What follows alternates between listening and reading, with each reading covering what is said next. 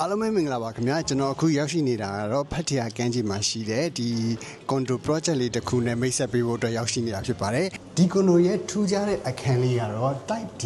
105 square meter ရှိတဲ့3 bedroom 3 bathroom အခန်းလေးပဲဖြစ်ပါတယ်ဒီ condo မှာ9ခန်း6ခန်းအများဆုံးပဲပါမှာဆိုတော့ဒီအခန်းကိုလိုချင်တယ်ဆိုရင်တော့ကြိုတင်ပြီးတော့ဝယ်ယူဖို့အတွက်အတွေးမမှားစေချင်ပါဘူးကဲအခန်းလေးကိုလိုက်ကြည့်မယ်နော်ဒီခက်မှာဆိုလို့ရှိရင်เนาะကျွန်တော်တို့ဒီလို Twinsar Square အကြီးတစ်လုံးပါပါမယ်ပြီးလို့ရှိရင်เนาะဒီဘက်က cabinet လေးတွေကတော့ကိုယ်ပိုင် decorate ပြန်လုပ်လို့ရမှာဖြစ်ပါတယ် dining table wide almost 6 seats.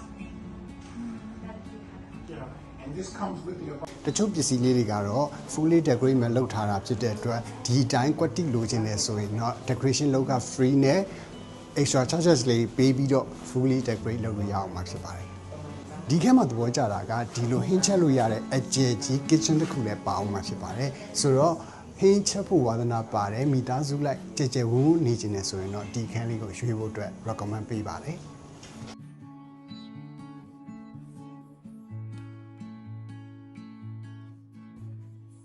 ပိုကောင်းတာကဒီလိုတူတိုးရေခဲတက်တာအကြီးကြီးတစ်လုံးလည်းပါအောင်မှာဖြစ်ပါတယ်ခန်းလေးကတော့အိတ်ခမ်းပထမအဆုံးတွေးရတဲ့အိတ်ခမ်းတစ်ခုဖြစ်ပါတယ်ဒီအိတ်ခမ်းမှာဆိုလို့ရှိရင်ဒီလိုမျိုးအိတ်ဟာကောင်းကောင်းကြီးတွေတစ်ခုပါမယ်နော်ပြီးရင်လေဝင်လေထွက်နဲ့ကျွန်တော်တို့အလင်းအောင်ကောင်းကောင်းရတဲ့ဒီလိုအခန်းဖြစ်တဲ့အတွက်ပေါ့နော်ဟိုတကယ်လို့အလင်းအောင်ကြိုက်တယ်ပို့ပြီးတော့မှကြကြဝန်းနေခြင်းနဲ့ဆိုရင်တော့ဒီ3 bedroom လေးကတော့တော်တော်လေးကိုအဆင်ပြေတဲ့ထဲမှာပါတာပေါ့နော်နောက်တစ်ခုကလည်း luxury နေခြင်းနဲ့3 bedroom ကိုပဲ luxury ပုံစံမျိုးနဲ့နေခြင်းနဲ့ဆိုရင်တော့ဒီခန်းလေးကိုရွေးဖို့အတွက် recommend ပေးပါတယ်နောက်တစ်ခုကအိမ်သာရေချိုးခန်းပေါ့နော်အိမ်သာရေချိုးခန်းဆိုလို့ရှိရင်လည်းလုံးဝမှန်အပြည့်နဲ့ fully decorate လုပ်ပေးထားမှာဖြစ်ပါတယ်အခုကတော့ကျွန်တော်တို့အဝတ်လျှော်ဆက်တစ်လုံးထပ်ပြီးတော့ပါအောင်မှာဖြစ်ပါတယ်ဒီခန်းလေးကတော့နောက်ထပ်အိတ်ခန်းတစ်ခုဖြစ်ပါတယ်ဒီအိတ်ခန်းမှာဆိုလို့ရှိရင်လည်းအိပ်ရပါမယ်ဘေးနားမှာစပွဲလေးသေးလေးတစ်လုံးနှလုံးပါပါမယ်နောက်တစ်ခုကလည်းဒီခန်းကလည်းပို့ပြီးတော့ဟိုဘက်အခန်းနဲ့အတူတူပဲဘာဖြစ်လို့ဆိုတော့အလင်းရောင်လည်းကောင်းကောင်းရတယ်လေဝင်လေထွက်လည်းကောင်းကောင်းရမယ့်အခန်းလေးပါဆိုတော့လည်းအိမ်သာရေချိုးခန်းကတွဲရက်ပါအောင်မှာဖြစ်ပါတယ်အိတ်ခန်းတစ်ခုဖြစ်ပါတယ်ဒီအိတ်ခန်းလေးကတော့တယောက်ထဲနေဖို့အတွက်ဆိုရင်တော့ဒီအိတ်ခန်းလေးကိုရွေးပါဒီအိတ်ခန်းလေးမှာလည်း aircon တစ်လုံးထပ်ပြီးတော့ပါအောင်မယ်ဆိုတော့ဒီ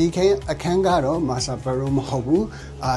အခုနလိုပဲအလင်းရောင်ကတော့ကောင်းကောင်းရတယ်၃ခန်းလုံးမှာအလင်းရောင်ကောင်းကောင်းအပြည့်အဝပေးနိုင်တယ်ဒါပေမဲ့ तू က master bedroom မဟုတ်တဲ့အတွက် master bedroom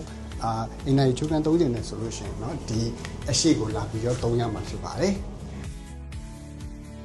luxury ဆန်ဆန်နေလို့ရမယ်ဒီကွန်ဒိုမှာ gym sauna ရေကူးကန် public ပန်းချံ jacuzzi theater meeting room တွေအပြင်တခြားသော service တွေအများကြီးထည့်ပေးထားတာဖြစ်တဲ့အတွက် facility အပြည့်အဝနဲ့နေလို့ရမှာဖြစ်ပါတယ်ဒီ project လေးကိုဝယ်ယူဖို့စိတ်ဝင်စားတယ်ဆိုရင်ကျွန်တော်တို့ agency မှာအခမဲ့ဆက်သွယ်ပြီးတော့ information data တွေကိုအတိအကျတောင်းလို့ရပါတယ်ခင်ဗျာ